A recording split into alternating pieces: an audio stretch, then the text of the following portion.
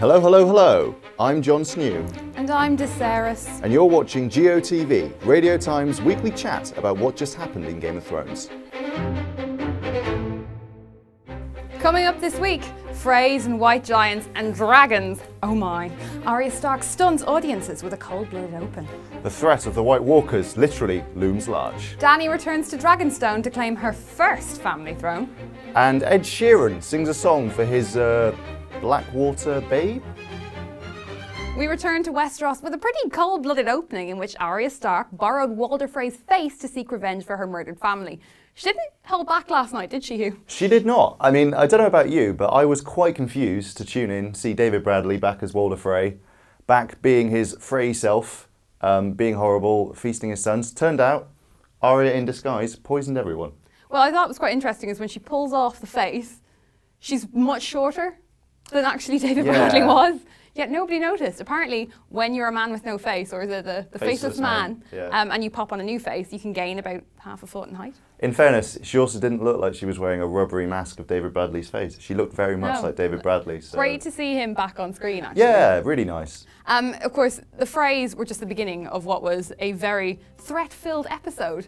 We got our first hint of what's to come from the White Walkers and their new legion of extra soldiers. Yeah, we sort of got a brief look at the White Walkers army, which looks absolutely terrifying and now seems to involve white giants, which at least it's not terrifying, tragic white Hodor, which would have been too much. Well, it looked like terrifying giant. Was that White 1-1? I don't think so. I think 1-1 died elsewhere and Jon probably burned his body. White 1-1 would be just too much for me to handle. Speaking of Jon, back up at Winterfell, all is not well because he wants to keep the families that betrayed the Starks on side so they can all fight the White Walkers. Sansa ain't having none of it, and it seems to be causing a bit of a rift between the two.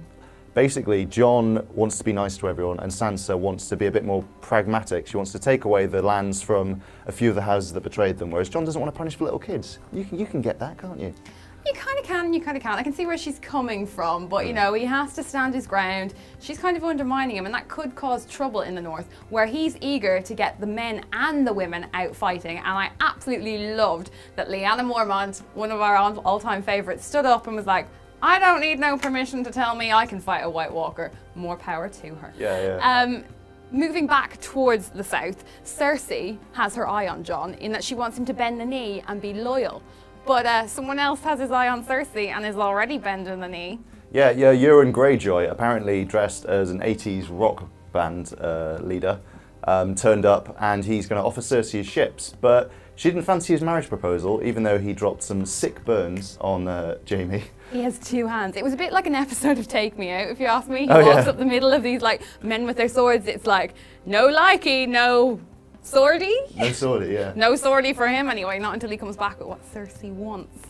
Elsewhere, we were still in Westeros, in Old Town, where Sam was going to horrible Maester camp and cleaning out a lot of toilets. He then approached Professor Slughorn. I am going to call Jim Broadbent's new character Professor Slughorn because just like in Harry Potter, he walked up, requested some access to the restricted areas of the library and was buffered off with, oh no, the wall doesn't matter. Someone get the man, what did you say, Hugh? Felix Felicis, or at least some candy pineapples. Yeah, and he also made a pretty grim discovery when he spotted somebody with a bit of grayscale lurking in a cell. But he did discover that there is a lot of dragon glass beneath Dragonstone, which will be very important. Yep, and speaking of Dragonstone, taking us right to the end of the episode where we meet Daenerys headed to that very place, back in Westeros for the first time in the series. Although she barely said anything, a bit like the time we were reintroduced to Luke Skywalker at the end of The Force Awakens, got a really great beach, pretty much no dialogue, and an endlessly long scene that left us all really just wanting a bit more. Yeah, but at least we got to see the wonderful interiors available to the nobles of Westeros when they're looking for a great fortress for a first-time buyer. Who lives in a house like this? We've already had a sneak peek at next week's episode in a teaser trailer, and we've got 3 questions. Is that Arya's direwolf Nymeria? Who's strangling Littlefinger? And will Dany strike King's Landing before Cersei can make her move? Get the answers to all of those questions. And so much more of our in-depth, highbrow Game of Thrones analysis right here next week. And every single day of the week at the home of TV and entertainment news, radiotimes.com. Thank you for watching. Goodbye.